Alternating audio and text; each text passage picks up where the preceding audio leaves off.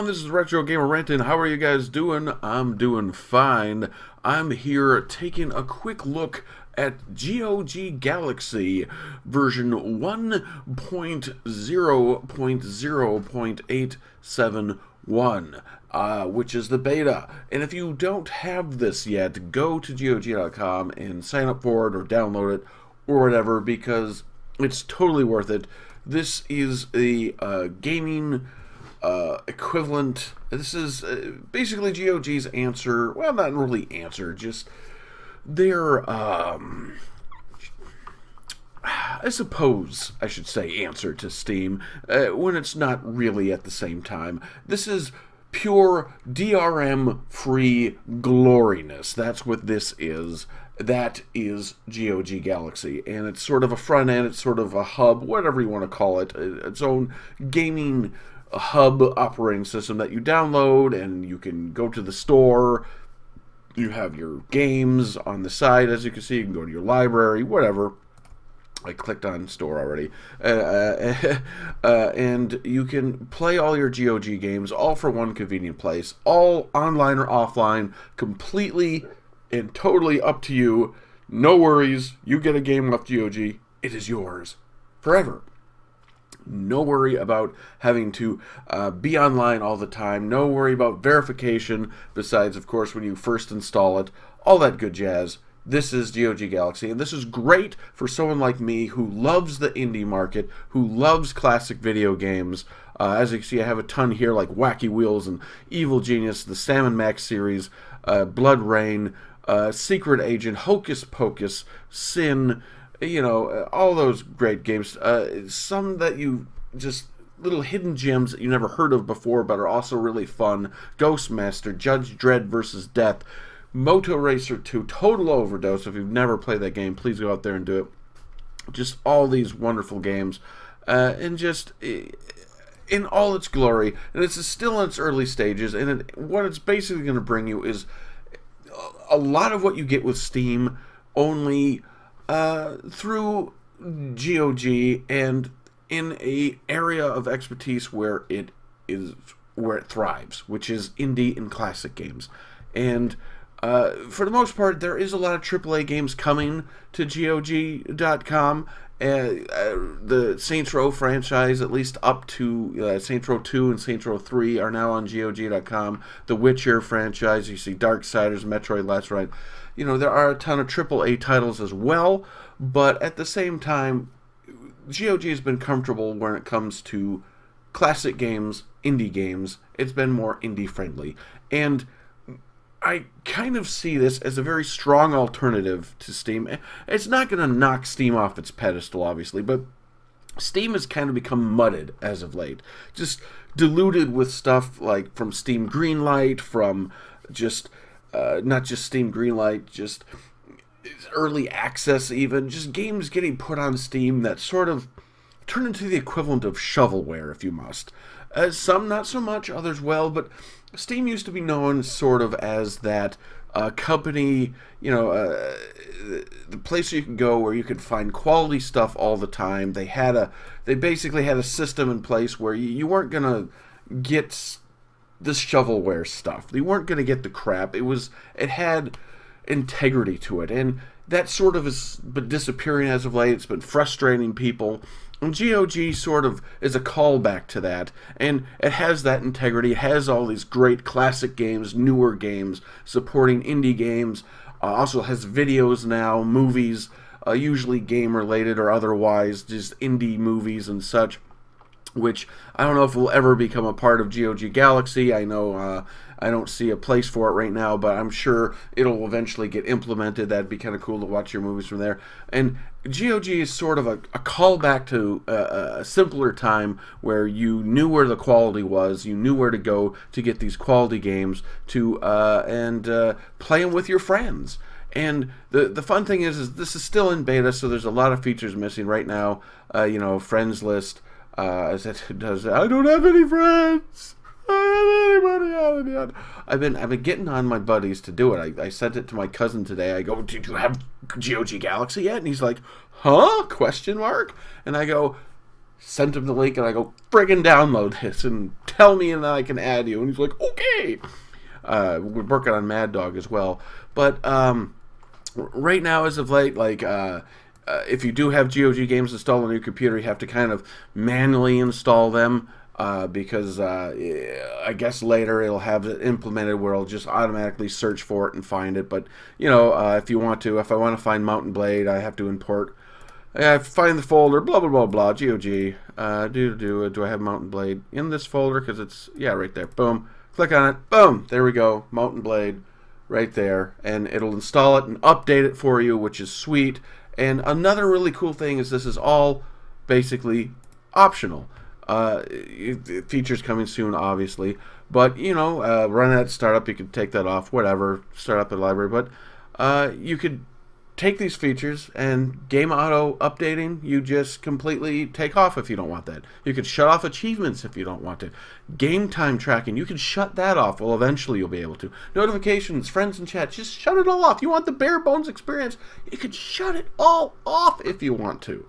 You can make this as much like Steam or as little as like Steam as you want to, and no fault on you. You could boot this thing up without having the internet. Your internet goes down, and you're sitting there going, man, I wish I could play my games on Steam. Well, guess what? You can just boot up your GOG Galaxy and just play the games with no worries, because guess what? You don't need to be online for that stuff.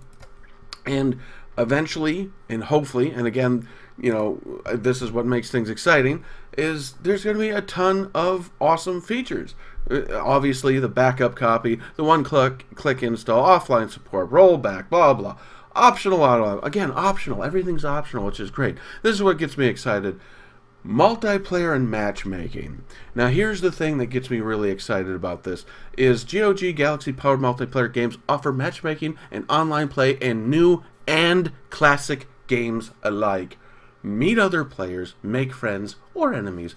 Classic games alike. A lot of these classic games, like Nox, for instance, with HAD multiplayer, you'll be able to play it once again, which I'm sure the servers are shut down, whatever. You'll hopefully be able to play this game. Duke Nukem 3D. Right now they have it. You could set up local multiplayer, run a multiplayer game if you want to.